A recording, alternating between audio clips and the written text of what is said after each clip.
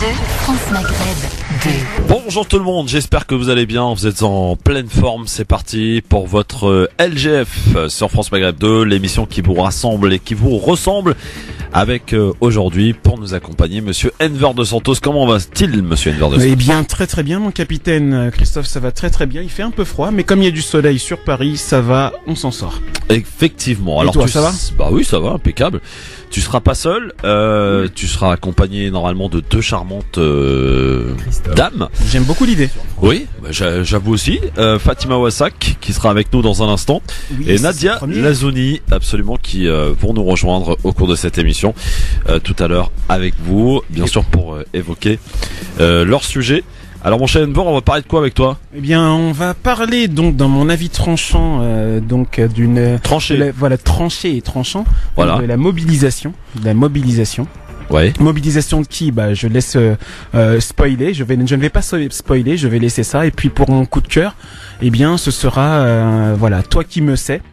Et donc là encore, je ne vais pas spoiler, je vais laisser un peu de mystère. Et Fatima vient de nous rejoindre. Fatima Wassak qui est avec nous. Bonjour Fatima. Bonjour Christophe. Bonjour. Comment ça va Fatima?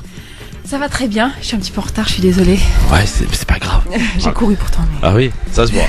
Bonjour Fatima, sois la bienvenue. Comme c'est ta première sur France Maghreb 2, enfin pas première tout à fait, mais bon.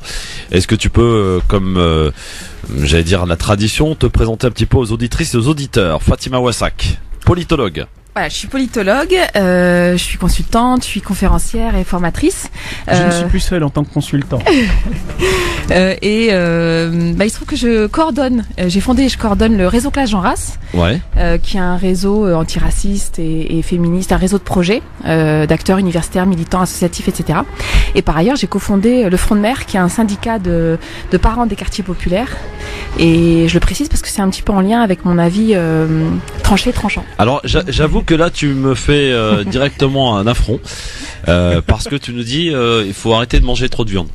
Voilà, exactement. Mais Moi je qui réussirai- adore et qui suis carnivore. Oui, mais je vais réussir à te convaincre. Mais tu es Alors dans le là- spécisme ou Alors là- il y a Non, pas une du marge tout. quand même. Non, c'est pas que par enfin pas que, non, c'est pas l'antispécisme en réalité, mais il y a d'autres arguments D'accord. écologiques, en termes de santé publique, des arguments éthiques aussi qui peuvent vous convaincre. En tout cas, alors pas forcément de plus manger de viande, mais en tout cas d'en manger beaucoup moins. Et est-ce que tu t'appropries, j'allais dire, ce propre conseil à toi et tes enfants, ta famille? Mon mari même, qui, alors pour lui, un repas sans viande n'était pas digne de s'appeler repas. Par Ouais, exemple, un couscous ouais. sans viande, il n'a pas le droit de s'appeler couscous. C'est vrai. Mais même lui, j'ai réussi à le C'est vrai convaincre. Et ouais. Punaise. Après, il Ah, donc continue à décidément- en manger, mais beaucoup moins que quand je l'ai T'es connu. très persuasive alors, hein. On peut le dire.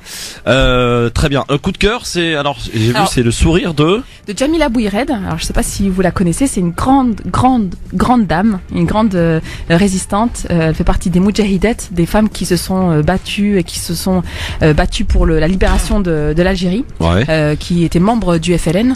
Et je profite de l'occasion qu'elle soit accueillie en grande pompe en Égypte, Ouais. en ce moment lors du festival de cinéma de Luxor, pour lui rendre hommage. Voilà. Très Je bien. ne connaissais pas encore. Eh bien, on va Ce sera un découvrir, plaisir de découvrir. absolument, tout à l'heure, bien sûr, sur France Maghreb 2. Voici le programme pour ce LGF sur France Maghreb 2. Soyez les bienvenus encore une fois, avec donc Enver de Santos, Fatima Wassak et la retardataire habituelle, Nadia Lazouni. Le Grand Forum avec Christophe Fro sur France Maghreb 2. Au programme de ce grand forum, près de 60 personnalités ont signé une tribune pour une justice impartiale et égalitaire en faveur de Tariq Ramadan, ce que dit la lettre ouverte. Maroc, les habitants de l'ancienne ville minière se sont donné un délai de réflexion avant de répondre au plan de développement proposé par El Othmani il y a 10 jours. En attendant, aucun sitting n'est organisé. Un calme précaire est revenu dans la ville de Gerada 10 jours après la visite du chef du gouvernement. Le 28 février prochain, la détention administrative de Salah Hamouri devrait prendre fin. Ses proches se mobilisent plus que jamais pour obtenir sa libération. Liberté pour Salah Hamouri. La question LGF du jour. La Syrie, dans cette région de la Ghouta, depuis début février, les bombardements ont fait plus de 450 morts. Nous allons vers un cataclysme humanitaire en Syrie selon Jean-Yves Le Drian, le ministre des Affaires étrangères française. Partagez-vous son avis? Vous répondez à cette question sur Facebook France Maghreb 2 ainsi que sur Twitter LGF officiel. Et pour terminer tout à l'heure, une bonne dose de Libertad avant 18h. France Maghreb 2, France Maghreb 2. LGF, le grand forum avec Fatima Wassak et avec Enver Dos Santos qui sont avec nous aujourd'hui. Information par rapport à... Bonjour. Information par rapport à l'affaire Tariq Ramadan. Tariq Ramadan a refusé de comparaître cet après-midi. Donc on en saura davantage dans les quelques minutes à suivre, à venir, donc peut-être avant la fin de cette émission, pour savoir si ils vont, oui ou non, le libérer aujourd'hui. Ceci étant, tout à l'heure, donc 17h, le premier avis tranché sera signé Fatima Wassak. On va la faire passer en premier, évidemment. Honneur aux dames. Honneur aux dames. Et puis c'est forcément, comme c'est le premier avis tranché de Fatima Wassak, on va la baptiser comme il se doit. Comme voilà, c'est ce qu'on dit. Alors, on va démarrer tout de suite notre Zap 24. Le zapping, c'est les meilleurs moments qu'il ne fallait pas manquer à la télé, à la radio, mais aussi sur Internet, avec cette vidéo postée sur les réseaux sociaux d'un homme parti acheter des gigoteuses pour son fils au Carrefour Ivry 2 dans l'Essonne et est tombé sur une famille de souris. Eh oui. Incroyable ce qui se passe. Wallah, c'est incroyable. Je cherche une gigoteuse pour mon fils. Tu vois, petite gigoteuse. Regardez sur quoi je tombe. Il y a une famille de rats là dedans là. Ils sont dans la gigoteuse. Si vous êtes intéressé, j'y vais à l'accueil. Ah oui, on va aller. Ah, regardez. Des crottes de rats. Attendez, excusez-moi monsieur. Si je peux me permettre, elle est où là? Non mais emmenez-le hein. Elle est où là? Moi je vous le laisse, emmenez-le. Il y a même le bébé dedans. C'est des souris par contre, c'est pas des rats. Ouais, des souris, regardez. Je viens acheter une gigoteuse pour mon fils. Je trouve ça. Une famille de souris dans la gigoteuse. Regardez là, ils sont là. Je sais pas si vous voyez à travers. Regardez, ça bouge. Regardez. Regardez-moi ça. Est-ce que c'est normal ça? Pas franchement, non. On peut le dire, non. Pour le coup, voilà ce que... Oui, Edver. Non, mais le truc, c'est que tu essaies d'imaginer comment les souris ont fait pour arriver. Après, sans incriminer la marque Carrefour ou toute autre marque de magasin, malheureusement, de plus en plus de magasins entretiennent très très mal justement leur établissement. Tu vois des pigeons qui circulent pendant que tu es en train de faire tes courses, tu reçois un caca d'oiseau, tu sais pas pourquoi. Ce sont des choses qui malheureusement sont arrivées. Je suis pas en train de dire que c'est normal. Écoute, j'étais dans un magasin dont je ne citerai pas le nom. Je suis là et hop, je reçois un truc qui goûte. Je pensais que c'était qu'à Paris et dehors, moi. Ah non, ça m'a perturbé. Fatima. Non, c'est vrai qu'il y a une très très grande dégradation de ces hypermarchés, de ces grandes surfaces. Alors là, c'est sûr que c'est particulièrement choquant parce que c'est l'univers enfantin, quoi. C'est pour un bébé, donc on se dit que voilà, si les souris étaient parties, seraient restées leur petite crotte et ensuite on met le bébé dedans. Donc c'est ce qui paraît particulièrement choquant. Mais en réalité, effectivement, il y a une grande dégradation ces dernières années des hypermarchés et en réalité les personnes qui ont les moyens aujourd'hui ne fréquentent plus les hypermarchés, ils se sont dégradés de plus en plus. Aujourd'hui, quand vous allez à Auchan ou à Carrefour, c'est essentiellement des classes populaires, des personnes qui n'ont pas les moyens d'aller faire leurs courses auprès de magasins, de boutiques, d'épiceries de proximité, et qui sont obligés de se retrouver dans ces trucs gigantesques qui ressemblent plus à rien, qui sont complètement déshumanisants, etc. Ça. De toute façon, je pense que ça traduit, ça symbolise ça. C'est ça. Si tu regardes bien, même les nouveaux magasins sont de plus en plus en train d'installer les stocks directement à disposition du client.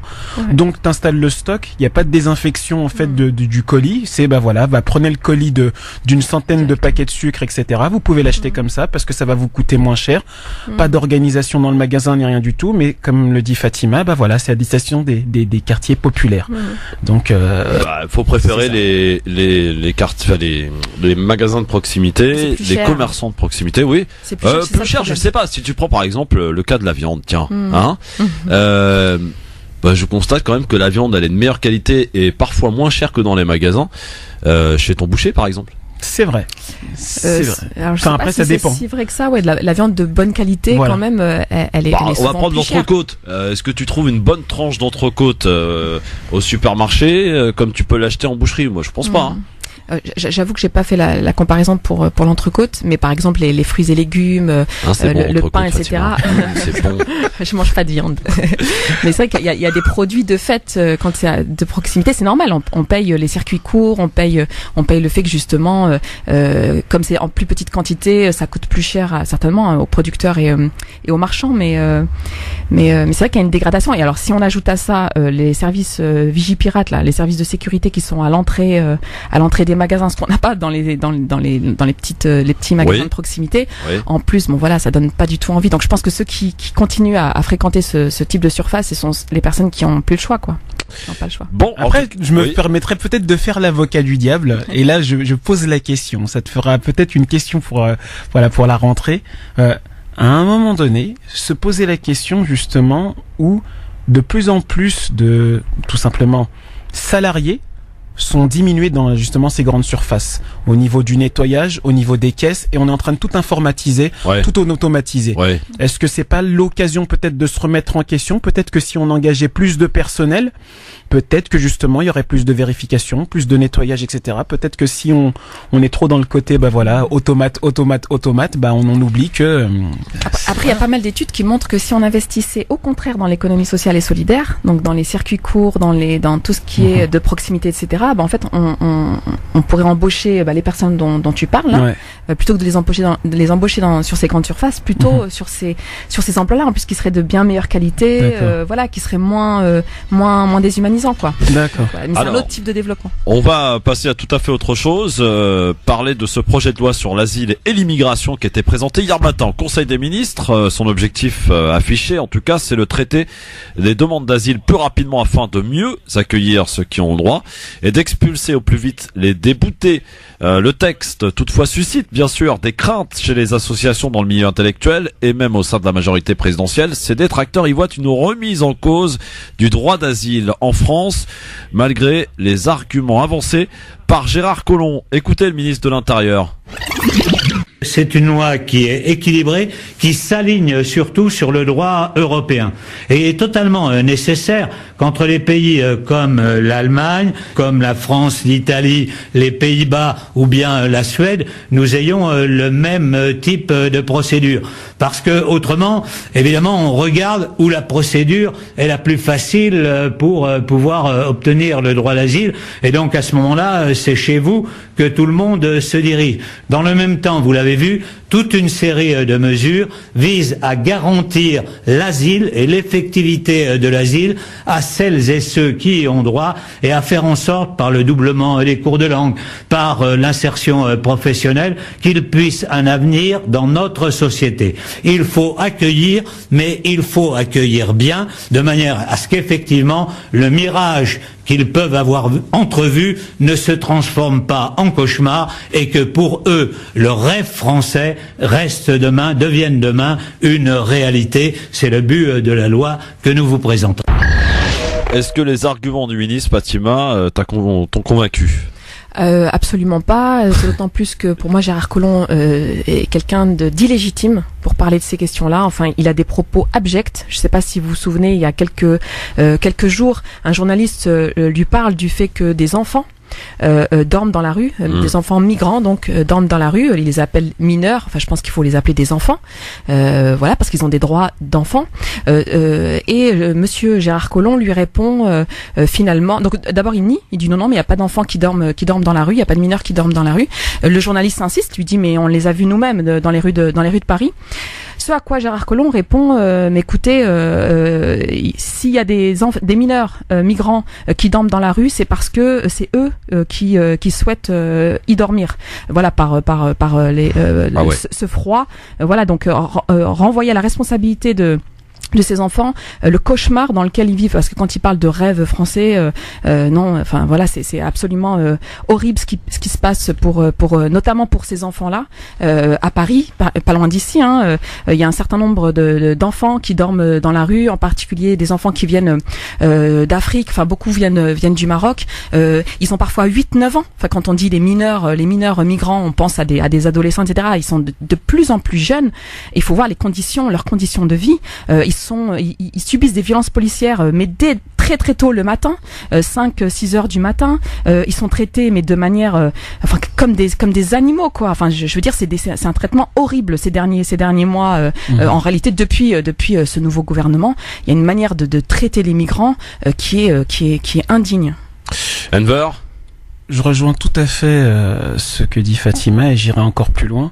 c'est que de la part des intellectuels comme des ministres des députés de la majorité et donc de Gérard Collomb, je pense qu'il y a une certaine forme d'hypocrisie, parce que c'est bien gentil de dire que voilà, on veut faire en sorte que le rêve français, un peu le rêve à l'américaine, faire quelque chose de très joli, mais la réalité, elle est où est justement cette humanité quand toi d'un côté tu vas pondre un texte soi-disant plus humaniste, mais de l'autre côté tu fais en sorte qu'il y ait une montée du racisme, de la discrimination, des inégalités, des violences justement sur ces mineurs, des violences parce qu'on les voit les reportages, hein, les tellement vrais, etc. Tout ça où tu vois la police arriver à 6h du matin, leur dire de virer de la tente et le soir ils doivent revenir au même endroit si la tente est toujours là. Enfin, à un moment donné, tu peux pas avoir un double discours. Ouais. C'est pas possible. Il y a eu la nuit de la solidarité, justement. Alors, on se souvient de Macron qui voulait plus une personne dans les rues avant décembre, je crois, fin décembre. Bon, il se trouve qu'il y en a encore 3000 visiblement d'après les derniers chiffres dans la simple capitale de Paris. Il devrait peut-être sortir un peu plus et il verra qu'il y en a un tout petit peu pas très loin du palais de l'Élysée et peut-être qu'il comprendra. Bon, en tout cas, ce projet fait réagir, beaucoup de manifestations, mobilisations autour de ce projet. Notamment. Le 17 mars, il y a une grande mobilisation qui est prévue. Donc une marche des solidarités contre les violences, pour la justice, pour la dignité. C'était le coup de cœur de Youssef Brakni. Exactement. D'accord. Oui. Non, mais tu peux en rajouter une couche, hein, évidemment. De toute façon, on en reparlera. Le 17 mars, marche très importante. D'ailleurs, si vous voulez revoir le coup de cœur de Youssef Brakni, Christophe Le Grand Forum sur Facebook, n'hésitez pas pour en savoir davantage sur cette marche importante. Et c'est organisé d'ailleurs par des militants du terrain pour le coup. Alors tout à fait autre chose dans le ZAP 24, elle était restée plutôt discrète depuis la défaite de son parti, donc notamment présidentielle, notamment la défaite de sa tante au second tour de la présidentielle. C'est Marion Maréchal Le Pen qui participera aujourd'hui, c'est une certitude, à une conférence à Washington, conférence qui réunit des figures conservatrices à travers le monde. L'ex-député FN du Vaucluse assure dans une interview à Valeurs Actuelles ne pas revenir en politique. Écoutez ce qu'en pense la patronne du parti qu'elle représente à l'Assemblée, donc également sa tante Marine Le Pen. Ce qu'elle en pense de Marion. Marion n'est pas dans une démarche politique. Marion est venue aux États-Unis pour exposer un projet professionnel. Bon, qu'elle se serve après tout de son expérience politique pour porter ses projets professionnels, ça ne choquera évidemment personne. Voilà, donc elle est allée là-bas pour exposer le projet professionnel qui est le sien. Je ne vois pas ce qu'on peut lui reprocher à ce titre. C'est pourtant une tribune politique aussi, il y a des discours politiques qui vont être tenus. Oui, mais il y a des discours politiques qui sont tenus, mais dans les conventions républicaines aux États-Unis, ça se passe pas comme en France, hein, vous savez. Il y a aussi pas mal de business qui se fait. Vous voyez ce que je veux dire? Oui, alors le retour de Marion Maréchal Le Pen, Marine Le Pen apparemment on n'y croit pas. Moi je crois absolument pas à ce que dit Marine Le Pen. Je pense que Marion Maréchal Le Pen a pris un peu de recul pour mieux revenir plus tard. Hein. Je sais pas ce que vous en pensez. Après toi, Fatima. Merci. Bon, j'avoue d'abord que je m'intéresse pas énormément à la famille Le Pen, que ce soit le donc le t'as père, pas lu les mémoires de Jean-Marie là. La nièce, etc. Enfin bon, ça m'intéresse pas beaucoup. C'est d'autant plus que voilà, les idées d'extrême droite, elles sont quand même largement diffusées aujourd'hui sur l'échiquier politique et qu'il s'agit pas comme il y a quelques années de considérer que le seul FN représente l'extrême droite et donc de focaliser là-dessus. Donc sur le retour de Marion Maréchal Le Pen, de toute façon qu'elle soit là ou pas, c'est à peu près c'est à peu près pareil. Elle a de toute façon du relais au sein du parti. Bon, voilà. J'ai pas grand chose à ajouter. Ouais. Bon, Enver, Marion peut revenir ou pas? Écoute, moi, je vais te répondre par la suivante. J'applaudis, bravo à Marine Le Pen, au Front National et à toutes les personnes qui veulent faire croire que justement les idées xénophobes, racistes et autres n'existent pas.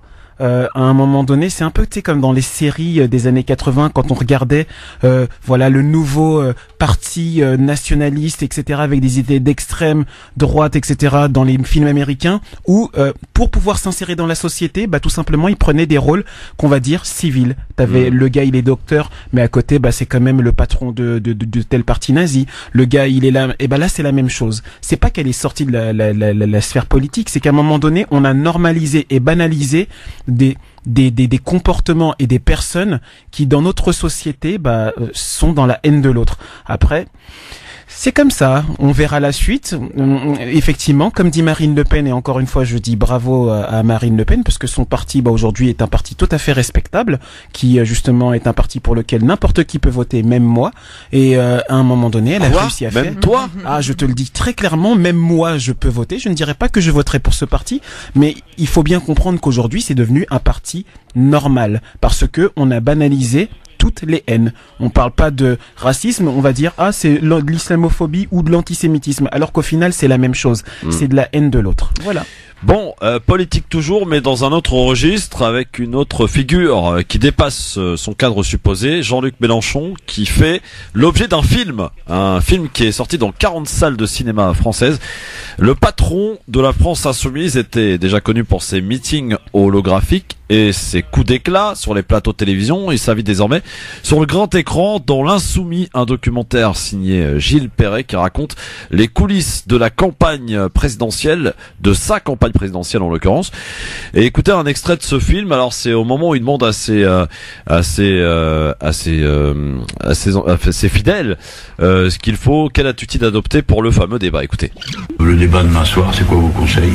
Moi je pense qu'il faut que tu restes tranquille.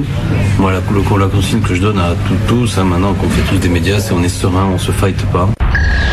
Alors c'est très court, mais le documentaire retrace en fait toute cette campagne avec les clashs, notamment avec l'émission C'est à vous, où il est parti vraiment très en colère de l'émission, en traitant d'ailleurs l'animateur et les participants de salauds. Il a promis d'ailleurs de ne plus jamais revenir et remettre les pieds dans cette émission. Le documentaire L'Insoumis, est-ce que ça donne envie, Fatima, au cinéma ? Oui, pourquoi pas. Il y a un enjeu politique très important pour les quartiers populaires concernant France Insoumise, Jean-Luc Mélenchon en particulier. Alors je ne sais pas si vous savez, mais dans le 93, il y a eu une forte conscience de classe aux dernières élections législatives, c'est-à-dire que Jean-Luc Mélenchon est aux élections présidentielles et législatives. Jean-Luc Mélenchon est largement arrivé en tête dans le 93. Et ce, malgré des déclarations quand même, notamment le fait que Éric Zemmour n'est pas vraiment raciste, c'est un grand intellectuel. Vous vous souvenez Rossignol qui avait dit que il y a des femmes qui portent le foulard, mais c'est comme ces nègres américains qui voulaient rester en esclavage. Mélenchon avait dit que mais non, Rossignol n'est absolument pas raciste, ce propos n'est pas raciste. Enfin bref, des déclarations. Et puis alors je parle pas des prières de rue, de son discours sur le foulard, etc. Donc malgré des discours quand même islamophobes, racistes, le 93, les quartiers populaires du 93 ont largement voté en sa faveur. Donc il y a un enjeu politique très très fort pour les élections municipales approchant, à venir, savoir si quels vont être les calculs de Jean-Luc Mélenchon et de sa garde rapprochée sur la question, bon évidemment sur la question sociale où il est plutôt bon, mais également sur la question, sur les enjeux liés à l'immigration, les enjeux liés aux discriminations, etc., etc. Donc oui, ça risque d'être intéressant de voir quelles ont été les tractations lors de la campagne précédente pour mieux anticiper les calculs politiques à venir pour la campagne prochaine. Enver, est-ce que Jean-Luc Mélenchon et l'Insoumis te fera déplacer au cinéma ? Alors là encore deux réponses. Je dirais que d'un point de vue sociologique, ça peut être intéressant et même pour les élèves justement qui étudient la sociologie politique, les sciences politiques et même le comportement des politiciens, ça peut être super intéressant. Pour ma part, faut vraiment pas déconner. Faut pas déconner, mais vraiment pas déconner pour la bonne et simple raison que je travaille dans ce milieu, que je sais en quelque sorte ce qu'est ce parti et Jean-Luc Mélenchon, sans jeter l'opprobre ni rien du tout, mais ça rejoint un peu les propos de Fatima et donc faut vraiment pas déconner, tu me verras pas payer pour ce film. Bon, d'accord, ok, on a compris. Moi je l'aurais téléchargé, je ne pas payer. Comment ça, tu incites les auditeurs ? Téléchargement illégalement, Fatima, voyons. Oh my goodness. Bon, dans un instant, on parle de la question du jour et de la Syrie, évidemment, de cette situation catastrophique, notamment du côté de la route orientale. Juste avant, il y a Mouloud qui voulait nous parler un peu de phrases racistes. Bon, il y a de quoi faire en ce moment. Bonsoir Mouloud. Ouais, bonsoir Christophe, bonsoir à Fatima et tes invités. J'ai pas les noms en tête. Enver, t'as retenu Fatima, hein, c'est bizarre, mais tu retiens pas Enver. Machallah, oui, parce que j'étais complètement d'accord avec ce qu'elle a dit sur Monsieur Colomb. Mais moi, Christophe, c'est un coup de gueule que je voudrais pousser. Allez, pose ton coup de C'est par gueule. rapport à la macromania qui existe en ce moment, et j'ai l'impression que vous êtes un peu contaminé. Ah, Parce pas que du moi, tout, je alors voudrais là, rappeler quand même une phrase, je pense que vous êtes au courant, de Monsieur Macron, sur les Comoriens. Oui, les quoi ça. C'est passé à l'as. Ouais. Et moi, je pose la question. Imagine un instant, vous parliez de Madame Le Pen. Que ça soit Madame Le Pen ou Monsieur Sarkozy qui ait prononcé la phrase. On en parlerait encore. Oui, vous vous en souvenez, c'est vrai que ça, c'est vrai. Alors, Mouloud soulève un problème. Les pirogues ont vocation à pêcher du poisson, mais finalement, c'est des Comoriens qui ramassent. Tiens, je poserai la question à Bajrafil qui sera notre invité demain, ça lui fera plaisir. Oui, et puis il y a une autre chose.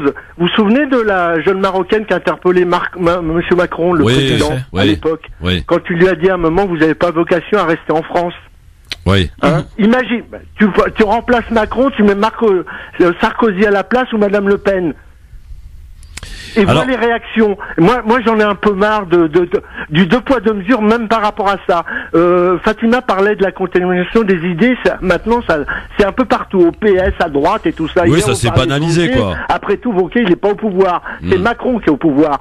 Et quand je vois ce qui est mis en place, la loi qui est mise en place, je sais pas si tu es au courant, Christophe, mais en off, il y a des députés LRM qui disent que c'est une loi que même Sarkozy n'aurait pas osé faire. C'est tout dire, et ça, faut en parler, faut taper sur ceux qui sont au pouvoir. Faut oublier les Sarkozy, les Wauquiez, les Le Pen. En ce moment, c'est Macron. Et moi, j'en ai un peu marre. Hier, je discutais, je vais faire une parenthèse, je discutais avec mon frangin qui est retraité. On lui prend 19,89 € par mois de CSG. Il a la rage. Tu comprends ce que je veux dire? Faut parler des gens qui sont au pouvoir, faut oublier les Wauquiez, les Le Pen. Et Macron, pour moi, c'est pire que Sarkozy. Et tu sais comment il va finir, Macron, pour moi, Christophe? Je sais pas si vous vous souvenez à l'époque de Giscard d'Estaing, qui avait été élu comme le plus jeune président de la République. Il avait 48 ans. T'as vu comment il a fini sous les crachats en 81? Eh ben, je te le dis maintenant, Monsieur Macron finira comme ça. Ça, c'est pas sûr. Bon, merci Mouloud. C'est intéressant sur la partie de Mouloud qui soulève à propos de cette phrase malheureuse que Macron a prononcée concernant les embarcations et sur les Comoriens. C'est vrai que ça n'a pas fait beaucoup de presse et pourtant c'est une phrase extrêmement au-delà d'être maladroite, elle est limite raciste, elle est raciste. Fatima, comment on explique comme ça que ce que dit Mouloud, voilà, ça avait été Sarkozy ou Le Pen qui avait prononcé cette phrase, on aurait fait tout un tollé, c'est Macron, ça passe à l'as, quoi. Bon, en sachant que Sarkozy et Le Pen en ont prononcé de belles aussi. Oui, bien sûr. Je veux dire, ils sont pas en reste, voilà, de phrases comme ça racistes, parce qu'effectivement c'est une phrase très raciste. Il y a aussi, vous vous souvenez, enfin les différents déplacements de Macron en Afrique régulièrement. Voilà, c'est pareil, il fait preuve de paternalisme, de colonialisme outrancier. Donc, et puis je pense vraiment d'un très très fort mépris. Là pour le coup qui est caractéristique de Macron. Bah, je pense que ça fait moins de tollé qu'avant, c'est parce que on s'habitue de plus en plus à ce genre de sorties racistes, vraiment, c'est-à-dire qu'il y a une banalisation vraiment d'idées, enfin de discours racistes. Là, en l'occurrence, en plus sur le ton de l'humour, parce que toute l'équipe ensuite du président Macron arrive derrière dans les médias pour dire que voilà, il a dit, mais c'était un petit peu maladroit, mais c'était pour rire, mais c'était etc. Donc il y a cette idée que voilà, c'est des discours qui sont voilà, qui si ils heurtent les personnes qui les écoutent, bah c'est que ces personnes-là manquent d'humour et que elles sont dans la paranoïa, dans la victimisation, etc. Donc je pense que c'est le contexte qui a changé. On tolère aujourd'hui médiatiquement beaucoup plus ce genre de discours parce que il y a des choses tellement horribles qui se disent, enfin que disent les politiciens et les politiciennes que bon voilà c'est. Enver, tu t'es pas d'accord avec lui sur le fait qu'ils finissent comme Giscard d'Estaing? Ah oui, parce que ça va rejoindre justement ce que dit Fatima. C'est part du principe où tu crées justement une société où on va dire bah voilà, tu vas faire en sorte qu'il y ait une droitisation de la société. Petit à petit, cette droitisation elle fait justement que tu acceptes vraiment l'inacceptable, ce qui il y a 15 ans, même pas 15 ans, tu vois, on aurait dit un truc. Bah aujourd'hui, bah voilà, bah comme je l'ai dit tout à l'heure, bah Marine Le Pen peut avoir certains propos ou avoir certaines personnes dans son parti qui sont suspectes. Ouais. Ça passe crème, ça passe super crème. Alors si Marine Le Pen, qui est l'épouvantail pour beaucoup de l'extrême droite, bah passe crème, tu crois que le président qui va dire une petite phrase, une petite blagounette que qui justement normalement ça devrait faire flipper les gens, ça passera aussi crème, et c'est ça la réalité. Et pourquoi justement je disais à Mouloud que c'est pas sûr qu'il parte, parce que ça c'est un travail de communication qui est super bien fait, et là encore j'applaudis et je les félicite. Le mec il est parti pour rester. On a notre Obama. Moi, je te le dis. En France, on n'a pas besoin d'avoir l'image. Ouais, on va élire un président noir pour faire joli. Non, c'est pas la peine. On a créé un gars qui s'appelle Emmanuel Macron, qui est il a la quarantaine, il est jeune, branché, il parle, il est direct, plutôt beau gosse. Le mec, il est franc du collier. Il correspond à cette génération Y qui justement domine la société active. Et à un moment donné, quand tu te reconnais justement dans ton dirigeant, que veux-tu? Ouais. Pourquoi tu le remplacerais? Bon, alors la question du jour, je vous la rappelle, messieurs dames. La Syrie, dans cette région de la Ghouta, depuis début février, les bombardements ont fait plus de 450 morts. Nous allons vers un cataclysme humanitaire en Syrie, selon le ministre des Affaires étrangères, Jean-Yves Le Drian. Est-ce que vous partagez son avis? Et vous êtes en grande majorité à le partager, cet avis, que ce soit sur Facebook, France Maghreb 2 pour voter, ou sur Twitter, LGF officiel, avec 78% de oui, sur Facebook, tout à fait. 70% sur Twitter. Fatima, est-ce que nous allons vers un cataclysme en Syrie? Est-ce que tu partages les propos du ministre des Affaires étrangères, Jean-Yves Le Drian?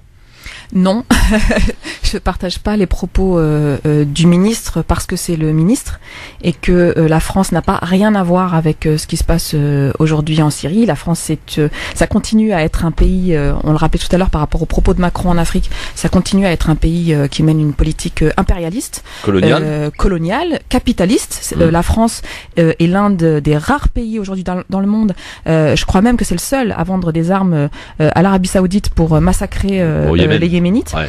La France continue à vendre des armes en Syrie, donc participe des massacres qui ont lieu en Syrie, qui peut vendre des armes aux uns et aux autres, parfois aux ennemis.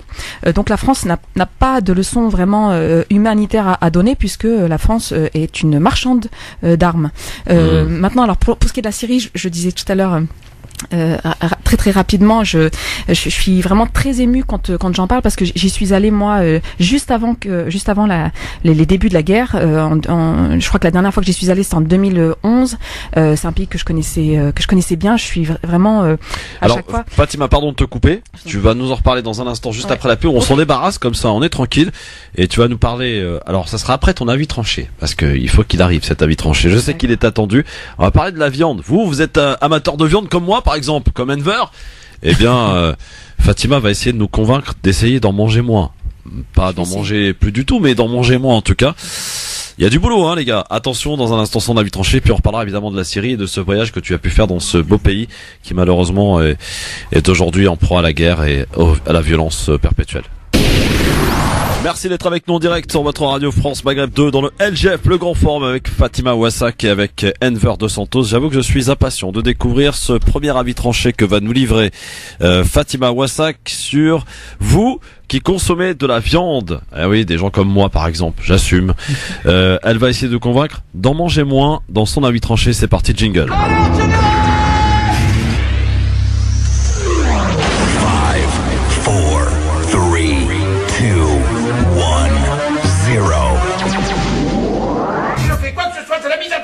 Alors piétinez-moi, allez-y. Ma question est toute simple, Fatima, pourquoi manger moins de viande? Pour essayer de vous convaincre, je vais vous parler de mythes qui sont accolés à la viande. Je vais vous parler de deux mythes en particulier. Alors je vous les fais en cours avec deux personnages, A et B. Le premier, A. Le problème avec le repas végétarien, c'est que ce n'est pas vraiment un repas consistant et équilibré. B. Pourquoi ça? A. Parce qu'on a besoin de protéines animales, sinon on a des carences, on risque l'anémie, tout ça. B. Et vous vous appuyez sur quoi pour affirmer ça? A. Tout le monde le sait. On est des carnivores, c'est comme ça. D'ailleurs, c'est ce que dit Mufasa dans Le Roi Lion. C'est comme ça, c'est le cycle de la vie. Voilà, B. Ah, ok, si c'est Mufasa qui le dit. Alors, premier mythe, donc, cette idée très répandue selon laquelle un repas sans viande n'est pas vraiment un repas équilibré. Cette idée est totalement fausse. S'appuyant sur des études scientifiques rigoureuses, l'OMS, donc qui est l'Organisation mondiale de la santé, recommande de ne jamais manger de la viande plus de 2 ou 3 fois par semaine et recommande d'éviter la viande rouge et la viande transformée. Or, nous avons par exemple une cantine scolaire qui propose souvent 4 fois sur 5 de la viande pour le seul midi hors week-end. Voilà pour le premier mythe. Le deuxième, toujours avec A et B.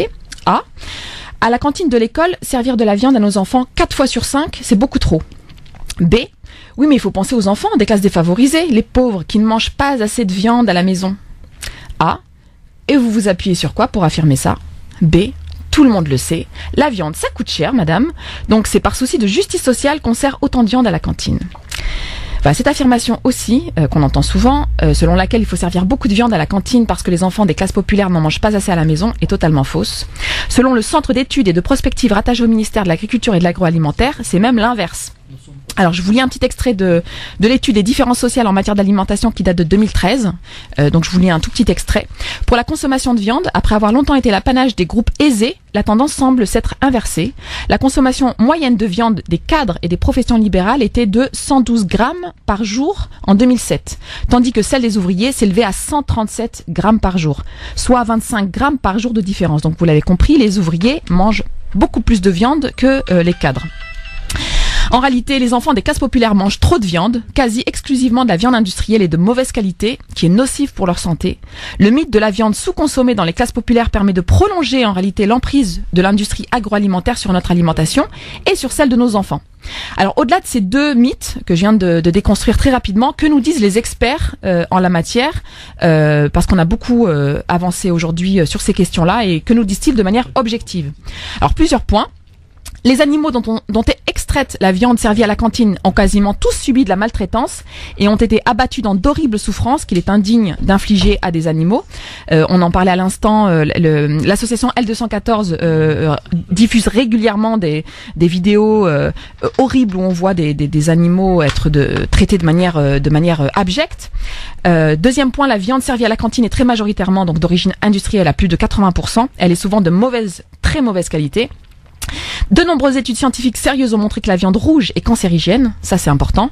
Il est prouvé aussi que nos enfants ne mangent pas assez de fruits, de légumes, de légumineuses et que cela nuit à leur santé physique et à leur épanouissement. Donc d'un côté, il y a le fait de manger trop de viande, mais de l'autre, il y a aussi le fait de ne pas manger assez de fruits, légumes et légumineuses. Et il est aujourd'hui prouvé scientifiquement qu'un repas végétarien peut être parfaitement équilibré, que l'idée d'une viande indispensable lors du repas n'est qu'un mythe, et que le repas végétarien est d'égal, voire de meilleure, selon l'OMS, de meilleure qualité nutritionnelle que le repas avec viande, vu la tête de la viande dont je parlais tout à l'heure. Alors on pourrait multiplier ainsi les arguments en termes de santé publique pour convaincre qu'il faut une alternative végétarienne, comme première étape, par exemple à la cantine, comme première étape d'une réflexion de fond sur nos habitudes alimentaires à toutes et tous, car il s'agit véritablement d'un enjeu civilisationnel. Cette question de l'alternative végétarienne renvoie à de nombreuses questions de fond, alors notamment l'alternative végétarienne à la cantine. Quel droit pour nos enfants de bien manger, de manger des aliments au bon goût, de manger variés, de manger des aliments sains, en respectant les saisons, en respectant la nature, en respectant leur corps? Quel droit ont véritablement nos enfants de voir leurs parents leur transmettre leurs valeurs et leur éthique? Quelle justice sociale quand des enfants n'ont pas accès à la cantine parce que cette alternative végétarienne n'existe pas, ou du moins quand des enfants n'ont pas le droit à un repas équilibré? Quelle place abandonne-t-on à l'industrie agroalimentaire et notamment au lobby de la viande, qui ne cherche que le profit au détriment de la santé et du bien-être, en particulier des enfants? Quelle place accorde-t-on au contraire à la dimension culturelle, voire spirituelle de l'alimentation, dans une société de plus en plus désenchantée et matérialiste? Quelle place accorde-t-on à la transmission nécessaire entre parents et enfants, entre une génération vis-à-vis de la suivante? Quelle liberté de conscience et quelle liberté de culte, en particulier pour les enfants? Quel questionnement pour nous, parents, pour nous, adultes, dans le rapport que l'on a à la nourriture, dans le rapport à la viande, dans le rapport à la maltraitance des animaux, dans le rapport à la malbouffe généralisée et à l'empoisonnement vers lesquels semblent nous mener inexorablement les industries agroalimentaires? Voilà un certain nombre de questions. Cela fait des années que nous, parents des quartiers populaires, militons au niveau local pour que cette alternative végétarienne soit systématisée, notamment à la cantine. Mais comme je disais, c'est une première étape. Nous avons organisé de nombreux débats, nombreuses conférences avec les plus grands nutritionnistes, experts, pédiatres. Par exemple, on a invité Greenpeace, L214, etc. Nous avons également organisé de nombreux ateliers avec les enfants dans le cadre d'une démarche d'éducation populaire, parce que c'est ce qui compte, c'est de transmettre et que les choses changent au fur et à mesure. Et nous sommes catégoriques, la société française dans son ensemble est prête aujourd'hui pour cette alternative végétarienne, à la cantine et plus généralement dans toute la société. Voilà. Ça sera sans moi. Pardon. Non, vous voyez, enfin, les arguments Tu es pour la maltraitance des animaux ? Absolument pas. Tu es contre l'environnement ? Non. Non mais voilà, tout ce que je viens de dire, c'est voilà, ça te situe forcément dans le camp des méchants.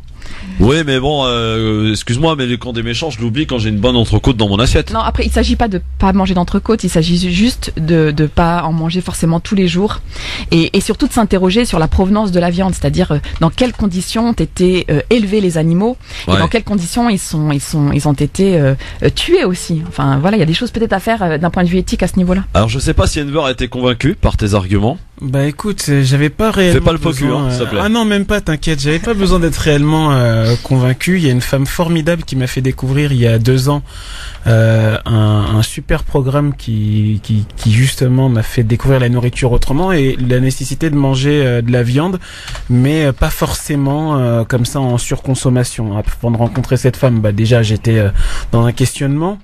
Mais je pars du principe, voilà, on a besoin de manger de la viande. On a besoin de manger de la viande parce que justement, dans le cycle naturel, effectivement, on l'a appris comme ça a été transmis tout ça. Mais par besoin, ça veut pas dire qu'on a besoin de manger de la viande 365 jours. Je pense que si on mange de la viande 20 jours, par exemple, dans l'année, on va pas en mourir. Aujourd'hui, les technologies et justement la répartition des choses font que on peut se nourrir et bien manger avec du bon goût et sans manger de la viande. Mais je comprends également le fait de voilà, cette espèce de besoin. On est omnivore, on mange de tout.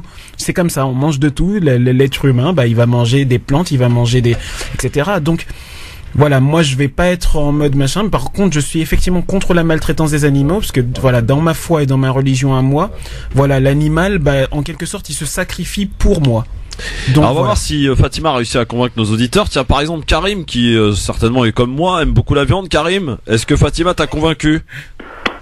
Fatima, elle m'a convaincu plus ou moins, en ce sens, tout ce qu'elle a dit, je le savais. Ceci dit, j'ai essayé d'être végétarien, j'ai essayé de chasser le naturel, il est revenu au galop. Ouais. Et j'essaie de me limiter dans la viande. Mais c'est vrai que moi, il m'est difficile de résister à un barbecue, il m'est difficile de résister à une bonne merguez, parce que j'ai été éduqué comme ça, et moi qui suis originaire du désert, je sais que par exemple dans le désert, les gens riches, c'est des gens qui ont du bétail.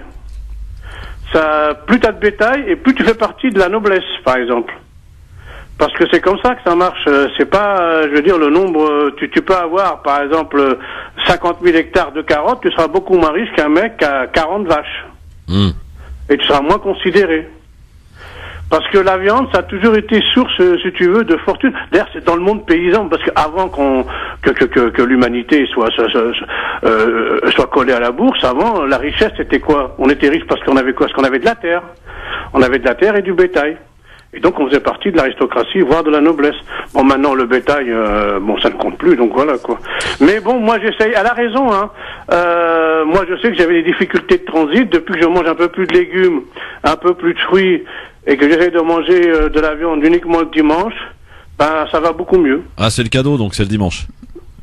Oui, mais bon, qu'est-ce que tu veux. Bon. Et je voudrais dire deux petits mots vite fait pour la Syrie. Moi, je suis extrêmement choqué parce que quand je vois que c'est des musulmans qui se tuent entre eux, ça me bouffe. Tu peux pas t'imaginer, j'en suis malade. Mais ce qui m'étonne, c'est toutes ces gueules enfarinées qui se mettent à pleurer sur le sort des enfants syriens. Je me dis, vaut mieux tard que jamais. Mais quand Israël a exécuté 2500 Gazaouis en 15 jours, ça fait une moyenne de 180 morts par jour. On n'a pas attendu, il faut arrêter le massacre. On a entendu quoi? Israël a le droit de se défendre. Israël a le droit de tuer, Israël a le droit de bombarder, même les centres de l'ONU. Hein. Et à chaque fois, personne n'a été ému par les enfants gazaouis. Donc tout ça, c'est de l'hypocrisie. Et j'aimerais bien que les musulmans du monde se ressaisissent et arrêtent de faire le jeu pour lesquels on les a destinés, parce que ce ne sont que des pions entre les mains de grandes puissances financières. Et en fin de compte, quand tu vois, par exemple, tu prends la Russie, par exemple.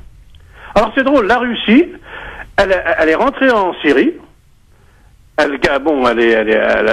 Pourquoi elle est rentrée en Syrie? C'est sûrement pas pour les beaux yeux des Syriens, c'est parce qu'elle a eu peur d'être évincée de la Méditerranée. Donc, et comme par hasard, elle interdit à tout avion de survoler l'espace syrien, sauf les avions israéliens. Ils rentrent, ils sortent, ils bombardent, ils font ce qu'ils veulent. Donc vous voyez bien que même tout ça, c'est de l'hypocrisie. Puis un dernier mot pour Tariq Ramadan. Moi, ce qui me sidère, alors je juge pas l'homme parce que moi, ça se trouve, il a fait ce qu'on dit. Moi, je sais pas. Peut-être que peut-être que c'est une crapule ce type. J'en sais rien. Moi, j'ai jamais suivi tout ça parce que moi, je suis agnostique et j'écoute pas. Je ne lis pas de livres religieux, et j'écoute pas les discours religieux. Et je suis pas pratiquant. Simplement, moi, ce qui m'étonne, c'est que on ne respecte pas la procédure et la présomption d'innocence concernant Ramadan. C'est ça que j'arrive pas à comprendre. Bon. Moi, je vois l'Hollandais, là, je veux dire, bon, il a fait ce qu'il a fait, il a tué la petite Maïs, etc. Le jour où on a constaté qu'il était mal, on n'a pas attendu 4 expertises médicales pour l'envoyer à l'hôpital, on l'a envoyé tout de suite. En psychiatrie. Et pas en psychiatrie ou ailleurs, mais s'il en avait besoin. Mais moi, ce qui m'étonne le plus, je me souviens, c'est que on est tellement terrorisé dans ce pays par cette classe-là, cette petite minorité qui s'accapare tout, c'est que le premier qui oserait dire, bah écoutez, Tariq Ramadan, c'est un être comme tout le monde, et puis on n'a pas de preuves contre lui, ça se trouve il est innocent, mais c'est un mec qui perd son boulot. Il va être tout de suite rangé au milieu des terroristes, au milieu des islamistes, au milieu des salafistes, au milieu des frères musulmans, un mec qui aime pas la France. Simplement, un rappel à la procédure suffit pour vous coller une étiquette. Et comme disait, comment il s'appelle, j'ai oublié son nom, le mec de l'Iris, là. Pascal Boniface. Bah ouais, tu l'as vu dans le débat avec Zemmour. Bon, moi, il m'a fait un peu pitié parce qu'on a l'impression qu'il était devant le tribunal. Mais qu'est-ce qu'il a dit? Il a dit, moi, je connais des milliers de journalistes qui pensent comme moi. Mais ils me disent tous la même chose. Si je parle, je perds mon boulot. Merci Karim en tout cas pour ton appel, et justement de Tariq Ramadan on va en parler. Bon, t'as réussi à moitié à convaincre Karim hein. Oui, alors juste un petit mot peut-être pour lui répondre, parce qu'effectivement, alors là où il a raison, c'est qu'effectivement la consommation de viande c'est culturel. On n'est pas obligé de manger de la viande, ça tous les scientifiques sérieux montrent qu'en fait on n'a pas besoin forcément de manger de la viande, on peut vivre très bien sans viande. D'ailleurs, de plus en plus de végétariens de plus en plus de personnes adoptent le régime végétarien. Ouais. Et il faut remarquer que de plus en plus de personnes de classe moyenne et supérieure adoptent le régime végétarien. On a très peu dans les classes populaires, donc à un moment donné peut-être il faut s'interroger là-dessus aussi. Donc c'est avant tout culturel la consommation de viande, mais effectivement en fait il faut être sur des enjeux éthiques, des enjeux environnementaux, des enjeux de santé aussi, et voir qu'en fait il s'agit pas d'arrêter de manger de la viande, il s'agit d'arrêter d'en manger tous les jours. Les gros problèmes de santé publique en Chine par exemple sont liés à la surconsommation de viande. Aux États-Unis c'est pareil, ils ont quand même réussi à faire consommer les Américains de la viande le matin avec l'histoire du bacon etc. comme si c'était très culturel. Et enfin dernier mot par rapport à ce qu'il disait. Et il disait qu'il était originaire du désert, certainement au Maghreb.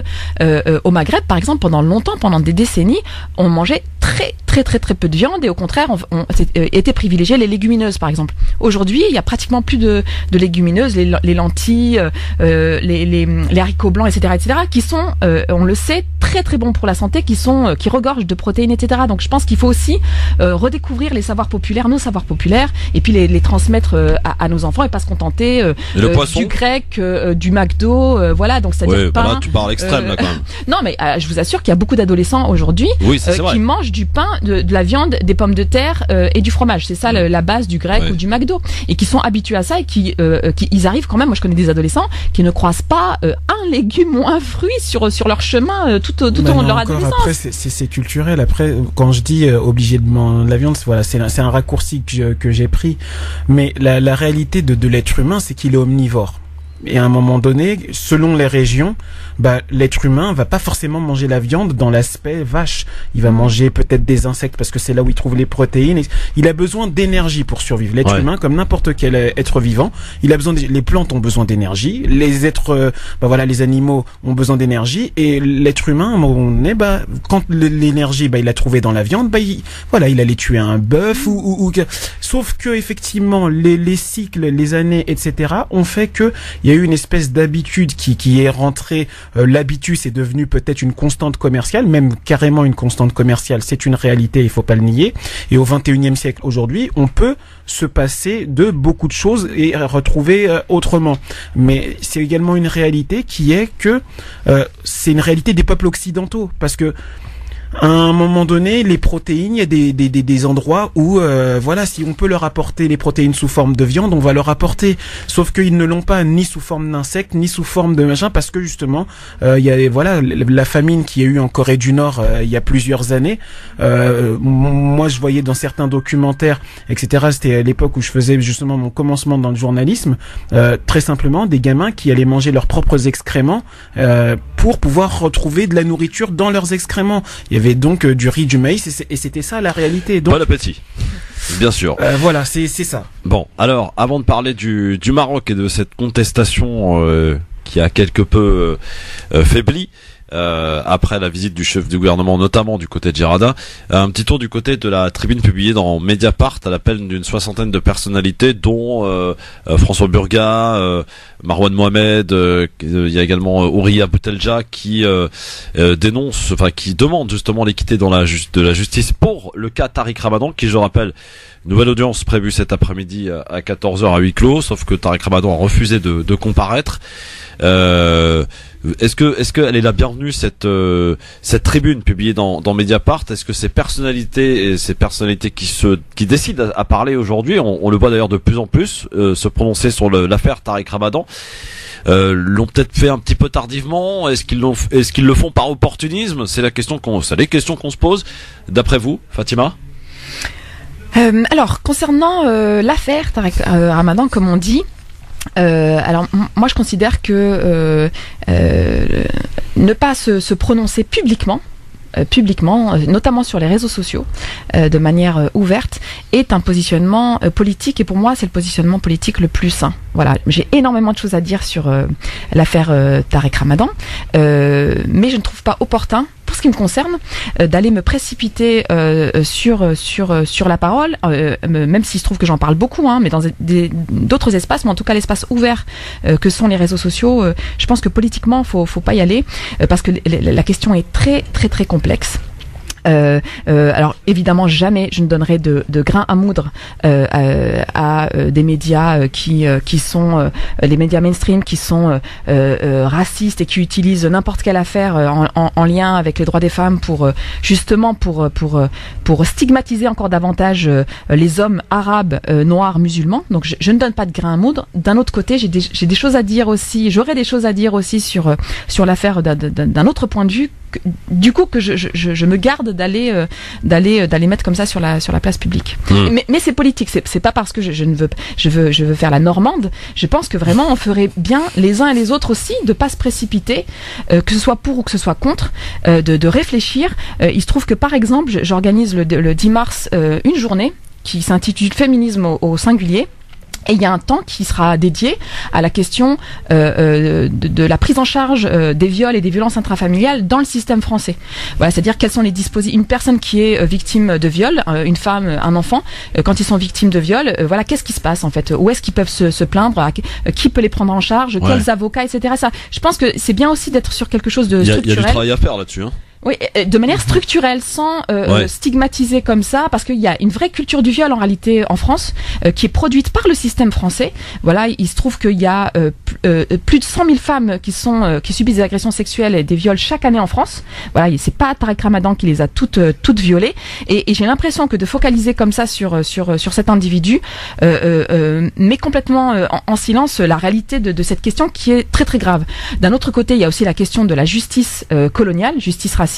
Je profite de l'occasion du coup qui m'est donnée là en parlant de Tariq Ramadan pour dire que demain à 9h devant le tribunal de Pontoise, les uns et les autres sommes attendus pour exiger la libération de Bagui Traoré, qui est un prisonnier politique et qui pour le coup subit un traitement raciste colonial aussi, c'est-à-dire qu'il est en détention la provisoire entre guillemets, c'est-à-dire qu'il attend son procès en prison également. Pour le coup, lui, on peut sans ambiguïté dire que c'est un prisonnier politique et qu'il faut exiger sa libération. Bagui qui était venu dans le studio, je crois. Oui, Bagui était venu dans le studio justement pour nous parler de l'affaire Adama Traoré. Il reste toujours en prison. Il y a trois frères, je crois. Oui, 3 frères, exactement. 3 frères. J'ai un doute sur le fait que ce soit Bagui qui soit venu dans le studio. Bref. Youssouf peut-être. Youssouf, voilà, c'est Youssouf, pardon. Youssouf qui était venu et qui lui est retourné aussi en prison. Exactement. Voilà.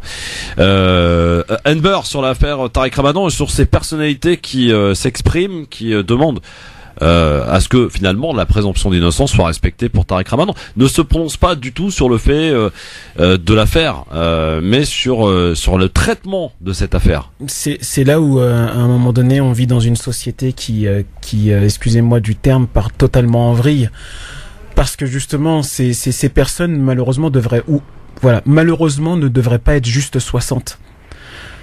Parce que là, imaginons qu'on sort du contexte, effectivement, qu'ils soient musulmans et autres. On va pas parler du complot ou autre.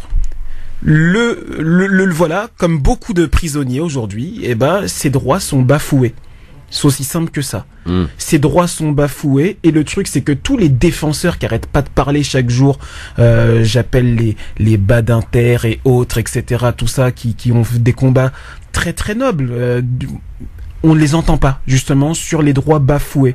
Et je pense qu'à un moment donné, notre société française doit peut-être se remettre en question sur la manière dont elle traite ces prisonniers, qui soient connus ou moins connus, que ce soit Bagui Traoré, Tariq Ramadan ou la personne lambda, etc. Je suis pas en train de dire qu'à un moment donné, je suis contre ou pour la peine de mort ou quoi que ce soit. C'est juste qu'à un moment donné, on a voté pour des gens, à un moment donné de cette société au 20e et puis au 21e siècle. Ces gens ont fait en sorte de voter pour des lois. Ces lois sont là, et à un moment donné on ne les respecte pas.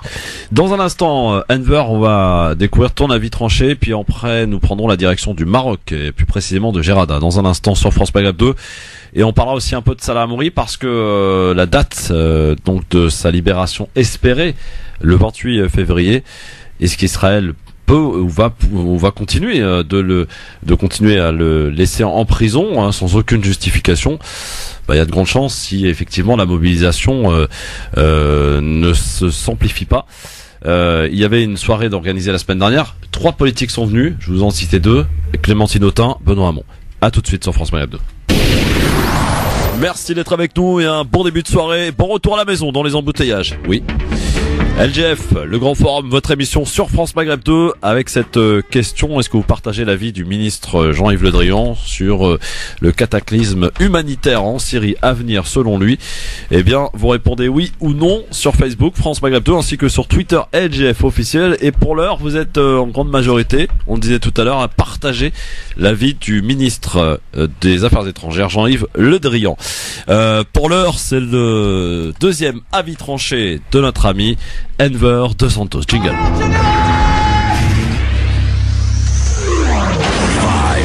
3, 2, 1, 0.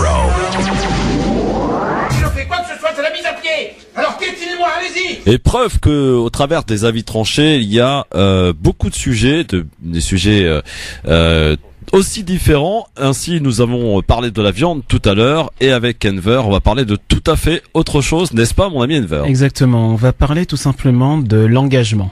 On va parler de l'engagement et de cette capacité que nous avons ou que nous aurons à ne plus réagir mais agir. Et mon avis tranché s'appelle génération de victimisation ou génération prête à l'action.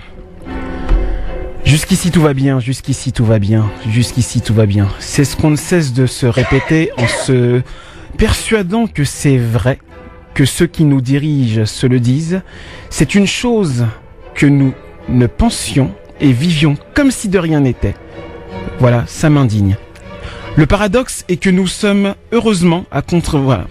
Le paradoxe, en fait, c'est que nous sommes nombreux à nous indigner, et feu Stéphane Hessel a heureusement contribué ce que nous commencions à faire. Mais combien de nous s'indignent et agissent pour ne pas réagir? Les affaires Théo, Ramadan, Ménel, Fraisse, Wissam, Traoré, et je crois que ma page aurait peut-être pas suffisamment d'espace pour toutes les citer. Ces affaires nous font réagir alors que nous aurions dû agir, à la manière de nouvelles populations qui, immigrant en France dans un système de globalisation toujours efficace, ne perdent pas de temps pour devenir propriétaires ou faire de commerce. Beaucoup d'entre nous, qui sommes pourtant nés en France, agissent encore comme des inconnus en terre inconnue, subissant les méandres de l'administration, les bavures de certains et encaissant les insultes des autres. Alors aujourd'hui, je ne dirais pas j'accuse, mais j'invite toutes celles et ceux qui se reconnaissent dans ce court cheminement de réflexion à ne pas réagir mais à agir, à faire un choix clair qui est de se mobiliser ou se taire à jamais. Pour cela, les solutions sont nombreuses à différentes échelles. Je ne vous demande aucunement d'être insoumis. Pour moi, certains se sont trop compromis. Je vous demande de nous éduquer, de nous impliquer encore plus dans l'éducation de nos enfants, de créer des lobbies qui défendent les nôtres, des lobbies qui empêcheront le pire. Certains d'entre nous sont riches et préfèrent investir dans le sport ou l'immobilier. N'en déplaise, je ne leur jetterai pas la pierre, mais soyons sérieux. Peut-on continuer à crier au complot de certains quand alors qu'ils investissent dans les médias, nous investissons dans le foot et pas dans la réussite des nôtres? Ce que notre société vit est grave. Le racisme, la violence, la banalisation de l'exploitation sexuelle, les morts de la rue, autant de gouttes de sang que les nôtres perdent. Et vous me demanderez si quand je parle des nôtres, je parle des musulmans. Alors à ceci, je répondrai oui, mais pas seulement, par 2 citations. La première, à compter de ce jour jusqu'à la fin du monde, sans que de nous s'en souviennent, de nous cette poignée, cette heureuse poignée d'hommes, cette bande de frères, car quiconque aujourd'hui verse son sang avec moi sera mon frère, si humble qu'il soit. Ce jour abnoblira sa condition. Acte 4, scène 3 de Henri V de William Shakespeare. Si on est livré à nous-mêmes, le combat, faut qu'on livre nous-mêmes. Il ne suffit pas de chanter, regarde comme il nous malmène. Il faut que tu apprennes, que tu comprennes et que tu entreprennes. Avant de créer, c'est pas la peine. Avant de crier, pardon, c'est pas la peine. Quoi qu'il advienne, le système nous freine. À toi de voir, t'es un lâche ou un soldat. Entreprends et bats-toi. Banlieusard est fier de l'être. Même si je le crie, le cœur serré. Et si tu pleures, pleure des larmes de détermination. Car ceci n'est pas une plainte, c'est une révolution. Kerry James, banlieusard. Super, merci beaucoup Enver pour cet avis tranché. Fatima, qu'en penses-tu? Petite réaction? Je trouvais ça déjà très très beau, très bien écrit. Merci. Et puis, oui, effectivement, on peut pas se contenter de réagir, mais d'agir. Alors, par exemple, sur le fait de réagir systématiquement au buzz médiatique, ça, c'est vrai que c'est devenu assez spectaculaire, quoi. C'est catastrophique. C'est que les gens ne s'engagent pas sur la longueur, sur la durée, sur des luttes concrètes, notamment au niveau local, mais se contentent de réagir occasionnellement, ponctuellement, sans lendemain, à des affaires qui sont complètement portées, instrumentalisées par les médias. Donc effectivement, revenir à des combats, à des luttes sur la durée, sans forcément répondre aux injonctions et aux débats qui sont imposés par BFM et CNews, et essayer de construire ensemble de manière collective. Bon, c'est évidemment très très difficile parce que c'est justement là qu'on a des entraves et des bâtons dans les roues en réalité. C'est quand on s'organise au niveau local et sur des vrais sujets et en profondeur. C'est tellement plus simple de simplement faire un petit statut Facebook ou de simplement tweeter, même de manière très radicale et très virulente. S'organiser politiquement au niveau local, même sur des bases très pas radicales du tout, et beaucoup plus compliqué que de réagir simplement à l'actu. Mais c'est un travail qu'on doit tous porter. C'est là aussi l'intérêt de transmettre, parce que on vient pas de nulle part. Il y a des militants qui se sont battus. Je pense par exemple au MIB, mais je pense que Youssef Brakni en a beaucoup parlé, du mouvement Immigration de banlieue, où là il y avait cette tradition de ne pas réagir mais d'agir, d'être sur la longueur, sur plusieurs années, notamment contre les violences policières, sur des affaires, sur des histoires de logement, etc. Ça s'est un petit peu perdu, mais voilà, c'est pas perdu. Il faut essayer de renouer avec cette tradition-là. Bon, alors on part au Maroc, un endroit que tu connais particulièrement bien, Fatima. Oui, effectivement, je suis marocaine. Oui, effectivement, voilà, ce sont des choses qui arrivent. Dit comme ça, c'est bizarre. Oui, bah bien sûr. Je suis honorée d'être marocaine. Je sens comme une taquinerie. Non, du tout. Pas de ça dans ma bouche. On va parler de ces habitants de cette ancienne ville minière qui se sont donné un délai de réflexion avant de répondre au plan de développement proposé par le chef du gouvernement marocain, El Othmani, il y a 10 jours. En attendant, aucune mobilisation, aucune manifestation ont été enregistrées, sauf erreur de ma part. Un calme précaire semble être revenu dans cette ville de Gerada, donc 10 jours après la visite du chef du gouvernement. Les annonces du gouvernement, du chef du gouvernement, censé sortir donc cette région de son enclavement. Il n'y a plus de protestations pour l'heure devant la municipalité depuis cette date, rapporte notamment à Jeune Afrique Abdelwahab Oumani, qui est membre de la section locale de la Confédération démocratique du travail, un syndicat implanté dans la ville. Selon des sources sur place, le débat se déroule tous les jours dans des lieux différents dans cette ville à la frontière avec l'Algérie. Des assemblées qui rassemblent hommes et femmes. D'un côté, il y a ceux qui prônent l'arrêt total des protestations, et de l'autre, ceux qui veulent continuer la mobilisation, la pression sur les autorités afin de pousser celles-ci à appliquer dans les plus brefs délais les engagements pris. Donc 4 centrales syndicales et un parti politique notamment se sont dit satisfaits de l'initiative gouvernementale, mais appellent l'équipe d'El Othmani à trouver des solutions. Certains problèmes en suspens, notamment en particulier, réclament le renforcement du réseau routier entre Gerada et d'autres villes et la création également d'un campus universitaire. Fatima, sur ces contestations, parce qu'il y en a eu plusieurs, et on s'arrête, si vous le voulez bien, sur Gerada. Est-ce que El Othmani, qui est le jeune chef du gouvernement marocain, qui a pris ses fonctions il n'y a pas très très longtemps, semble peut-être avoir trouvé les mots et pour essayer de calmer cette population? Déjà, je tiens à dire quand même que je tiens à remarquer, à noter, à saluer la grande maturité politique du peuple marocain, la grande résistance, mais en même temps, oui, cette maturité politique, ce pacifisme, malgré des morts, parce que à Gerada comme ailleurs, il y a des morts. Il s'agit d'un mort tué, enfin qui est mort dans une mine en décembre, un autre là très récemment, je crois que c'était en février. Enfin, c'est des morts à chaque fois, et la réaction, elle est pacifique. Il s'agit de manifestations. Vous savez qu'on a appelé le mouvement de contestation à Gerada, le Hirak de Gerada, comme en référence au Hirak du Rif, qui était aussi un mouvement de contestation pacifique. Donc il s'agit de manifestations pacifiques.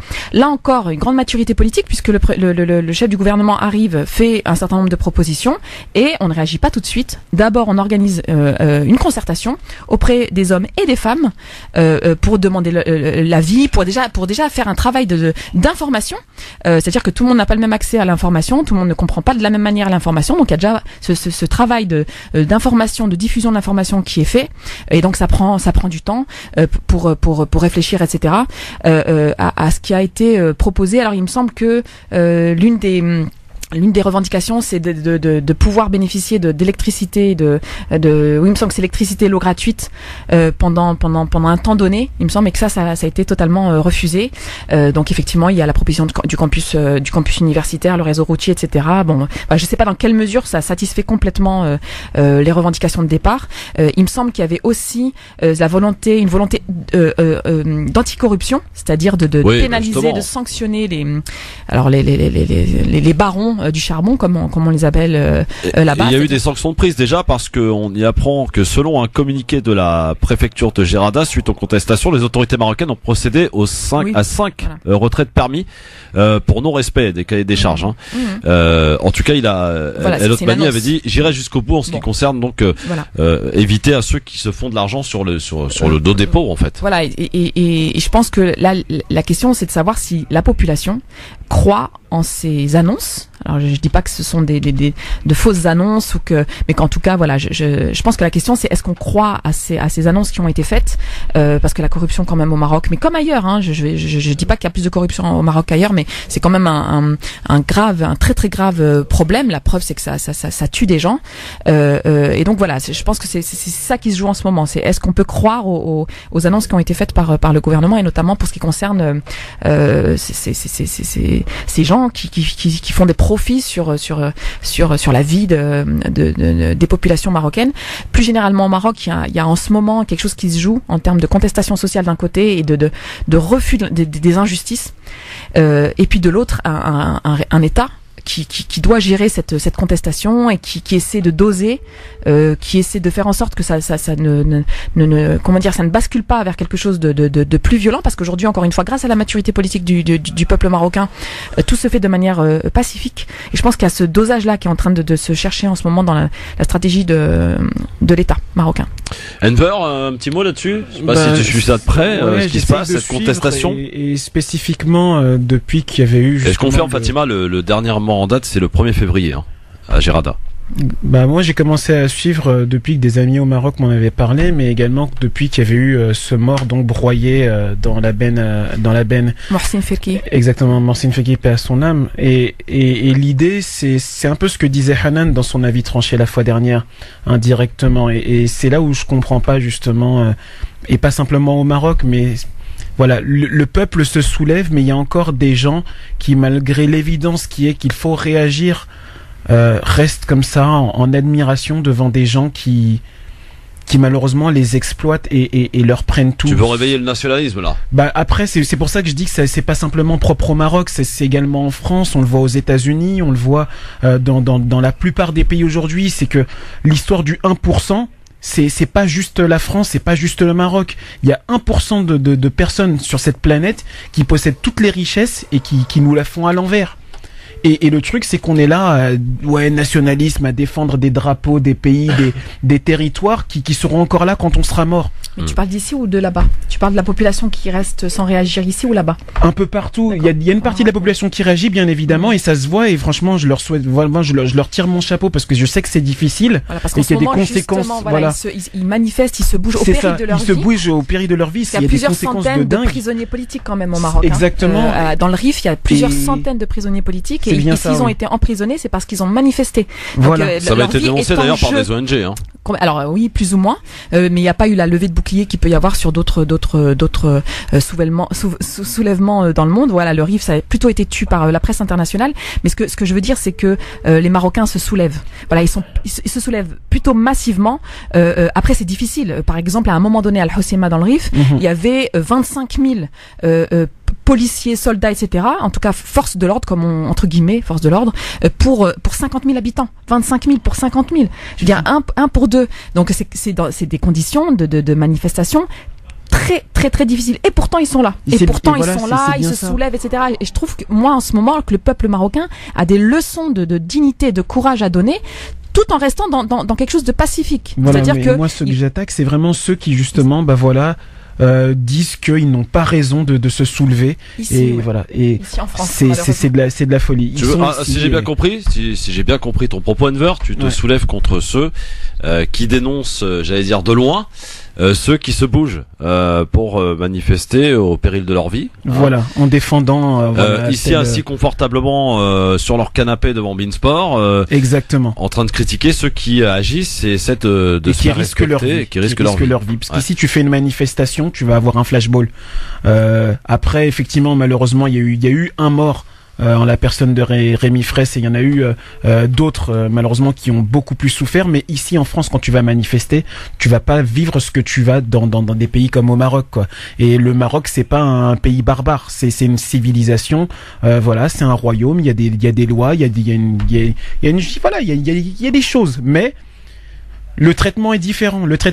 Donc les gens, ils sont bien gentils à dire tout fort, ouais, machin, etc. T'es ça parce que tu dis qu'il se passe des choses dans ton pays et patati patata. Mais je comprends pas. Sincèrement, je comprends pas. Je rappelle quand même, petite parenthèse, qu'il y a une manifestation, les manifestations en 2014 en soutien à la Palestine, pendant que des Palestiniens étaient massacrés, ont été interdites par Manuel Valls. Donc la France, c'est pas non plus le pays de la liberté de manifester, etc. Moi, je parle au niveau des conséquences, voilà. Au niveau des conséquences. Gens qui ont été emprisonnés à l'époque, qui ont été emprisonnés du simple fait qu'ils manifestaient. Donc la France, c'est pas non plus le pays des droits de la manifestation. Amnesty International nous a déjà épinglé et ils l'ont bien fait. C'est juste que en France, par rapport à certains pays, tu vas pas prendre une balle dans la tête si tu cries à mort le président. Oui, en sachant que là, on va en parler tout à l'heure, tous les frères d'Adama Traoré, paix à son âme, sont en prison. Beaucoup de ses amis sont en prison, etc. Du simple fait qu'ils se mobilisent pour avoir la justice. Exactement. Et on est en France, donc non, je pense pas qu'il faille considérer que en France on a plus de chances parce que ce serait un pays où politiquement on pourrait mieux s'exprimer, plus manifester, etc. C'est pas plus de chance, c'est vraiment les gens. Voilà, enfin, moi, c'est vraiment pas dans le côté où on a plus de chance en France, parce que moi, je suis pas dans l'ethnocentrisme. Vraiment, moi je te rejoins totalement. C'est vraiment dans ce côté où à un moment donné, les gens doivent se bouger. Les gens doivent se bouger et comprendre que on est dans des pays à géométrie variable. C'est que certes à un moment donné, bah voilà, t'es en France, il va y avoir des conséquences. Les bavures en sont la preuve. L'affaire Théo, l'affaire Traoré. On peut citer Wissam. Il y en a plein. Mais la réalité, c'est que cette géométrie variable ne permet pas d'aller dire qu'un peuple qui justement risque la mort rien en disant du mal d'une personne, parce qu'en France on pourra dire ce qu'on veut, tu vas pas mourir directement si voilà devant un policier tu dis Macron c'est un escroc, alors que dans certains pays, moi je vais donner le cas de l'Angola voilà, en Angola qui est le pays de mes parents, tu vas dire certaines choses sur certains, juste le maire de la ville, hein, t'es pas sûr de réapparaître. Oui, mais en même temps, alors pardon, mais j'insiste un petit peu. En France, Voilà. Tu portes une barbe dans certains secteurs d'activité, tu peux être viré, tu peux subir des coups, de la répression, Bien des évidemment. violences physiques du simple fait de porter un foulard sur la tête, etc. Donc c'est pas si simple vraiment exprimer certaines positions politiques aujourd'hui. Si tu peux être harcelé sur Twitter par exemple par tout ce qui concerne le printemps républicain et toute la fachosphère, ils peuvent te faire virer de ton boulot, ils peuvent interdire des conférences à l'université où ça passe simplement d'islamophobie. Donc non, je trouve qu'on vraiment, on est dans un contexte en France tellement fascisant qu'on peut encore moins aujourd'hui qu'hier, pardon, dire que voilà, il y a quand même un traitement différent. Tu vois, Christophe, voilà. Youssef le disait hier, il faut un débat sur le racisme. Il faut un débat sur le racisme parce qu'on a réussi à mettre en désaccord Redouane Moumine et Youssef Brakni à la fin de l'émission. Il va falloir qu'on fasse une émission spéciale. Fatima Enver, un petit mot rapide avant vos coups de cœur concernant l'affaire Salah Hamouri. Vous savez, Salah Hamouri, c'est ce franco-palestinien dont pas grand média n'évoque l'affaire, pour ne pas dire d'ailleurs quasiment aucun. Salah Hamouri est ce franco-palestinien qui est en prison depuis le mois d'août dernier, enfermé sans aucune raison par Israël, comme elle a l'habitude de le faire, et ça date donc c'est le 28 février où normalement on prend fin cet emprisonnement, sauf que notamment le comité de soutien Salah Hamouri, par la voix de son épouse, mais aussi porte-parole de ce comité, Eza Lefort, dit attention, on risque de, à force de pas trop se mobiliser, on risque de faire oublier le sort de Salah, et surtout le fait que le 28 février prochain, Israël puisse continuer de renouveler sans cesse et sans aucune justification son incarcération dans une prison israélienne. Elle interpelle aussi le gouvernement français également le président de la République, à qui elle dit effectivement on a eu également à constater que vous êtes intervenu, mais pas forcément pas assez, puisque la preuve, ça n'a pas évolué, ça n'a pas changé, et c'est-à-dire que la France ne représente pas grand-chose. C'est ce que dit Elsa Lefort. Est-ce que vous pensez alors je vais quand même citer deux politiques qui sont partis à cette soirée de soutien à Salah Hamouri qui avait lieu à Ivry-sur-Seine dans le 94 le 16 février dernier. Benoît Hamon, Clémentine Autain sont les deux personnalités politiques qui se sont déplacées pour soutenir Salah Hamouri. Bon, pour le reste, évidemment, on les cherche encore. Salah Hamouri, est-ce que vous comprenez que son sort soit aux abonnés absents, je veux dire d'un point de vue médiatique, mais aussi d'un point de vue de ceux qui défendent cette cause juste qu'est la Palestine. Et voilà. Alors Salah Hamouri, d'abord, est-ce que c'est quelqu'un pour lequel il faut se battre pour obtenir sa libération, au même titre que la mairie de Paris avait affiché en grande pompe le soldat Gilad Shalit et un certain nombre d'autres exemples. Salah Hamouri, je rappelle que le Conseil de Paris avait refusé justement de soutenir Salah Hamouri. Enver. Bah écoute, moi je suis tout à fait pour soutenir Salah Hamouri. Le problème c'est qu'en France, tu vois, je vais te le dire sous forme de blague. C'est un peu la même légende que tu es français quand tu gagnes et tu es franco-algérien quand tu mets un coup de boule pendant une demi-finale. Zidane. Ou tu es franco-camerounais quand tu perds à un match de MMA. Ou tu es franco-ceci. En gros, ou même on va dire, t'es même plus franco quelque chose. T'es le joueur ou le sportif d'origine. Et là c'est la même chose. Sauf qu'on est c'est un combat politique. C'est un combat politique et on peut pas faire de blagues dessus, et la réalité c'est que parce que politiquement la mairie de Paris a décidé d'abandonner un citoyen français parce que il y a des relations politiques avec l'État dans lequel il est emprisonné. Fatima, sur le sort de Salah Hamouri en 30 secondes. Il faut se mobiliser, c'est un rapport de force politique effectivement, la libération de Salah Hamouri, l'emprisonnement de Salah Hamouri, c'est un rapport de force politique défavorable. C'est pour ça qu'il est en prison, en détention administrative, comme ils disent. Sa libération, ce sera le résultat d'un rapport de force politique que les soutiens de Salah Hamouri auront réussi à faire. Alors, je salue le combat d'Elsa Lefort, de Claude Lefort, des villes qui ont fait citoyen d'honneur Salah Hamouri, des villes qui ont soutenu, etc. Benoît Hamon, effectivement, qui est venu à la soirée à Ivry. Clémentine Autain, je crois qu'il y avait Pouria aussi. Alors, je me souviens plus de son nom. PS. Amir Chahi, non, il était pas. Si, il y était. Si, il y a des photos qui l'attestent. Donc il y était aussi. Donc voilà, je salue le soutien, le courage des personnes qui se battent pour qu'ils soient libérés. En même temps, en ce moment, qui parle de la Palestine, qui se soucie de la Palestine, qui se mobilise pour la Palestine, c'est quand même pas le sujet qui est au centre. C'est pas très tendance, on va dire. Mais complètement. C'est-à-dire qu'il y a quelque chose qui, le pauvre peuple palestinien, qui est complètement, quasiment abandonné, alors qu'il faut pas lâcher le rapport de force politique. Il y a que ça qui pourra faire plier Israël. Et alors sur la ville de Paris, il se trouve que la ville de Paris mène une politique de soutien sioniste. Il n'y a pas d'autre mot. Vous vous souvenez, il y a quelques années, le Tel Aviv sur Seine. Il se passe pas un an sans que Israël soit mis à l'honneur. D'un point de vue culturel, d'un point de vue partenarial, etc., etc. Donc, il fallait pas attendre de la ville de Paris qu'elle affiche un soutien malgré effectivement la nationalité française de Salah Hamouri. Dans un instant, coup de cœur et Libertad sur France Maghreb 2. France Maghreb 2, France Maghreb 2. LGF, le grand forum sur France Maghreb 2 avec Fatima Wassak et Enver Dos Santos qui sont avec nous aujourd'hui. Et voici le coup de cœur de Fatima Wassak. Fatima, on t'écoute pour ton coup de cœur. Oui, alors je voulais parler de Jamila Bouhired, grande résistante algérienne, à l'occasion de son accueil triomphal en Égypte en ce moment pour un festival de cinéma. Elle est d'ailleurs accueillie par la fille de Nasser, qu'il avait accueillie à l'époque, fille de Nasser qui était trop jeune à l'époque pour l'accueillir comme il se doit et qui faisait part de son enthousiasme à l'idée de la revoir après autant d'années. Alors pour parler de Jamila Bouhired, j'aimerais vous lire un petit texte que j'avais écrit il y a quelques années, texte dont je suis très très fière, voilà, et qui va donner un peu une idée de ce qu'est cette grande dame. Nous sommes en 1957 à Alger et Jamila Bouhired, résistante, poseuse de bombes, membre du FLN, est à la barre des accusés. Après avoir été torturée, elle est ici jugée par le tribunal militaire du régime colonial français pour terrorisme. Le juge demande le silence. Il va rendre son verdict.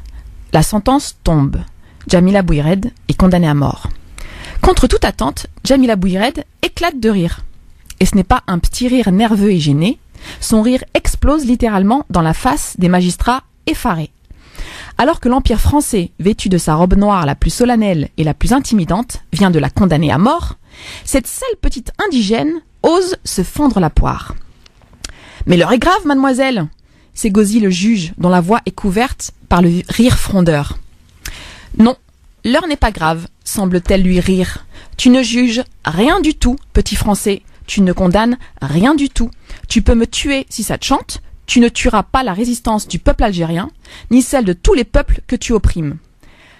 Ta fin est proche, petit Français. La libération de l'Algérie, de l'Afrique et de tous les pays que tu as colonisés est inéluctable. » Jamila Bouhired rit au nez des juges français, comme Ali Lapointe crache au visage des colons qui le bousculent avec mépris dans les rues d'Alger. Le NIF par le crachat, le NIF par le rire. Jamila Bouhired, incarne plus que quiconque le NIF à l'algérienne.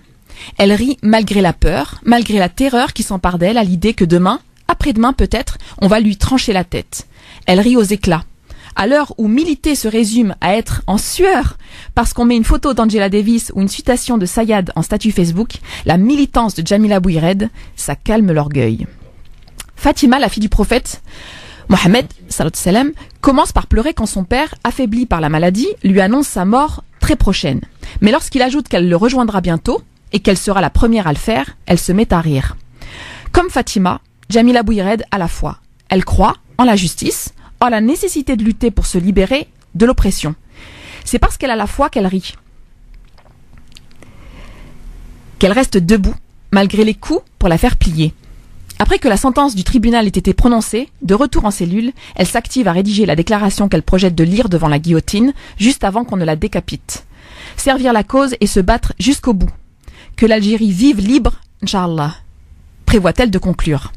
Immensément populaire dans les pays du tiers-monde, le monde arabe en particulier, Jamila Bouhired est libérée en 1962 grâce à une campagne de soutien international orchestrée par son avocat, Jacques Vergès, qui deviendra aussi son mari et le père de ses enfants. Le même Jacques Vergès devient quelques années plus tard l'avocat de Georges Ibrahim Abdallah, combattant libanais, anti-impérialiste et pour la libération de la Palestine. Lors de son procès en 87, comme l'avait fait Jamila Bouhired, Georges Abdallah rit de la mascarade qui se joue dans les tribunaux français, dès lors qu'il s'agit de combattants arabes jugés pour terrorisme. Moquant les juges, il leur lance « Je suis ici, messieurs, pour vous demander simplement de bien vouloir laver vos mains maculées de notre sang et du sang de nos mômes avant de prétendre nous juger. » Aujourd'hui, Jamila Bouhired se rend à Gaza parce qu'elle ne renie rien et qu'elle continue le combat. Quant à Georges Abdallah, il est toujours emprisonné en France parce qu'il ne renie rien et qu'il continue le combat. Les deux militants travaillent au même destin, d'Alger à Gaza, en passant par Paris. Leur trajectoire individuelle impressionnante de cohérence et de constance politique montre que l'histoire de nos luttes a un sens. Un socle commun et partagé. La grande Jamila Bouhired se rend à Gaza, elle se rend aujourd'hui en Égypte, que la Palestine vive, libre, Inch'Allah. Voilà pour le texte. Je voulais juste ajouter un petit mot, c'est qu'on a fait il y a quelques années, quelques mamans et moi, on a organisé des ateliers avec les enfants autour du rire de Jamila Bouhired. Donc il s'agit d'ateliers peinture, où il s'agissait de dessiner Jamila Bouhired dans cette situation face aux juges français, et d'ateliers théâtre aussi, où c'était une petite scène comme ça qui jouait de la même manière au théâtre avec Jacques Vergès comme avocat, et ça avait vraiment super bien marché, quoi. Enfin, le centre social était bondé à chaque fois. Les familles venaient, les enfants venaient. Et alors pour nous aujourd'hui, alors c'était à Bagnolet. Pour nous aujourd'hui, vraiment, ce serait magnifique qu'on puisse faire venir Jamila Bouhired à Paris, à Bagnolet en particulier, que les petites filles en particulier, à qui on n'arrête pas de dire que leur maman, leur grand-maman, etc. sont soumises, sont pas soumises, etc. En fait, uniquement d'être dans la rhétorique comme ça de la soumission, leur dire déjà à l'époque, non, les femmes arabes ne sont pas, les femmes africaines ne sont pas que dans quelque chose de soumis ou de, c'est aussi des femmes qui ont combattu, qui se sont battues pour leur pays, qui ont mené leur pays à la victoire, parce que c'est ça qu'il faut préciser, c'est que Jamila Bouhired et les autres moudjahidettes ont mené l'Algérie à la victoire, elles ont libéré leur pays. Donc c'est important de transmettre ça aux petites. Et voilà, nous en ce moment on essaie de travailler à faire venir Jamila Bouhired ici en France, pour que les petites filles de l'époque, en fait, qui ont grandi, qui sont devenues adolescentes et un peu plus grandes aujourd'hui, puissent la rencontrer. Merci ma chère Fatima. La prochaine, il va falloir faire plus court. Hein. Ah oui. Parce que là, il est 18h. Enver, je suis désolé, non, mais j'ai pas le temps. Ça va. C'était magnifique et tu vois, c'est un modèle de réussite. Voilà, il faut des modèles de réussite et je crois que Jamila Bouhired. On a pu faire un avis tranché, même limite de ton texte, qui était pas mal. Hein. Ah, grave. Ma chère Fatima. Alors juste avant de partir, il y a un auditeur qui souhaitait te féliciter, Fatima. On le prend quand même. Oui, bonjour. Très ému. Là, je félicite Madame Fatima. Vraiment, je tiens à cœur. Mille merci à tout ce que vous avez dit par la série. On manque des femmes comme vous, de Nord d'Afrique, droit dans leurs bottes. Voilà. Waouh. La grande classe. Ah, oui. Merci, docteur. Je suis tombé amoureux de toutes ces idées, de tout ce qu'elle a dit, surtout sur la Syrie. Malheureusement, il n'y aura pas toutes ces boucheries et ces tueries. Voilà ce que je vous dis, Fatima, de tout mon cœur et de mon cerveau. Voilà. Merci, docteur. Merci, donc, docteur. vous avez conquis nos auditeurs, c'est un succès Fatima. pour une première. Ça y est, tu les as conquis. Bon, peut-être une dernière au 01 40 33 9000 dans un Libertad plus court que jamais. Si vous voulez prendre la parole, c'est maintenant, tout de suite. 01 40. On n'a pas de nouveau pour l'affaire Tariq Ramadan. Non, pas de dépêche pour l'instant concernant la libération ou non de Tariq Ramadan. On rappelle que ça devrait tomber normalement ce soir. Allô, bonsoir. France Maghreb 2, bonsoir. Oui, bonsoir, c'est Abdelhakim de Niort. Abdelhakim, tu nous appelles d'où? De Niort. De Niort. Tu nous écoutes comment là-bas à Niort? On n'a pas de fréquence là-bas. Avec l'application. Avec l'application France Maghreb 2, bravo. Excellent. Bravo. Téléchargez, n'oubliez pas de la télécharger. J'étais un fidèle, hein. Ah bah c'est bien ça. De la radio, fidèle de Medjahed, donc. Fidèle de Medjahed, il arrive dans un instant, t'inquiète. Ah bah c'est top. Justement, moi j'ai appelé, je voulais justement apporter mon soutien à notre frère Tariq Ramadan. Ouais. Et je voulais lancer un appel à faire une pétition pour sa libération. Donc je sais pas s'il y a déjà une pétition. Si, il y a une pétition qui tourne, ouais. Il y a une pétition qui tourne. Donc voilà, donc j'appelle tout le monde à signer la pétition. Pour qu'on ait quand même un poids, puisque voilà, si on fait le parallèle avec l'affaire DSK, où tous les médias appelaient à l'unisson à la présomption d'innocence, on voit très clairement le 2 poids 2 mesures. Bon, donc, merci pour votre avis, Abdelhakim, en tout cas. Merci Abdelhakim depuis Niort. Je sais que ça insiste beaucoup. Allez, un dernier. Hop, tant pis, on est en retard. Allô, bonsoir. Ah bah il est parti, tant pis. 01 40 33 9000. Voilà, vous pouvez, on va s'arrêter là parce qu'après on va vraiment être trop en retard. Je rappelle, mesdames, messieurs, que demain on recevra l'imam Mohamed Bajrafil qui sera notre invité à l'occasion de la sortie de son livre. Je me suis régalé en le lisant, franchement. Demain on en parlera avec lui.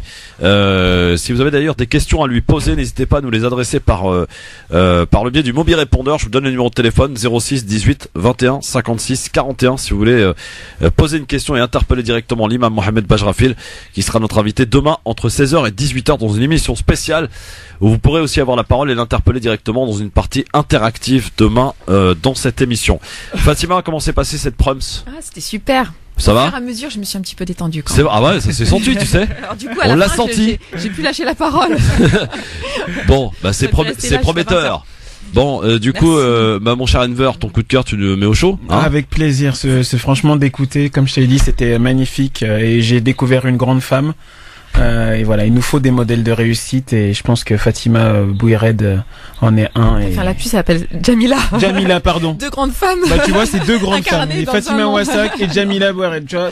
N'est-ce pas magnifique? T'as voulu bien faire, mais t'en as peut-être fait un peu trop, c'est tout. Tu vois, machallah. Voilà. Merci en tout cas, Enver. Merci Fatima. Merci à tous, bonne soirée. Et à très vite, Fatima. À très vite, ouais. Bon, 18h03. Pardon du retard, mon ami Medjed. Il arrive dans un instant pour son émission interactive jusque 20h pour vous faire jouer avec vous. Voici le flash donc de Marine Guerel. Répondre aux questions des juges d'instruction. Nordal Lelandais, extrait de sa prison pour une nouvelle audition à Grenoble aujourd'hui.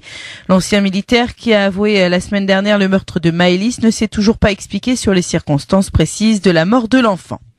L'islamologue suisse Tariq Ramadan, mis en examen pour viol, a refusé de venir devant la cour d'appel de Paris cet après-midi, au moment où se tient l'audience sur sa demande de remise en liberté. Tariq Ramadan a fourni des certificats montrant qu'il souffrait d'une sclérose en plaques et d'une neuropathie afin de contester sa détention. Mais un expert médical judiciaire a jugé lundi son état de santé compatible avec son incarcération. La moitié des vols long courrier d'Air France annulés aujourd'hui au départ de Paris. L'ensemble des salariés de la compagnie est appelé à faire grève pour une hausse générale de 6% sur les salaires. Un peu plus des 3/4 des autres vols, petits et moyens courriers, sont assurés. Plusieurs tronçons du Grand Paris Express retardés. Les lignes 15, 17 et 18 ne seront pas livrées au mieux avant 2027 en raison des contraintes techniques, même si le Premier ministre affirme que le projet global, lui, sera bien achevé pour 2030. Et vu les dépassements financiers attendus, Édouard Philippe veut aussi que soit étudiée une réduction des coûts de 10%. Le Conseil de sécurité de l'ONU réuni ce soir en urgence pour tenter de voter un cessez-le-feu en Syrie dans la Ghouta orientale. Le régime d'Al-Assad continue de bombarder son peuple. Une dizaine de nouvelles victimes aujourd'hui dans ce fief rebelle près de Damas. Près de 330 civils sont morts depuis dimanche, dont des dizaines d'enfants. Une 15e médaille pour les Bleus à Pyeongchang. L'équipe de France de biathlon féminin décroche le bronze sur le relais. Et grâce à elle, c'est le record français de Sochi qui est égalé avant le retour du biathlon masculin demain. Là aussi, ce sera du relais. France Maghreb 2, service, info, musique, divertissement. France Maghreb 2. France Maghreb 2.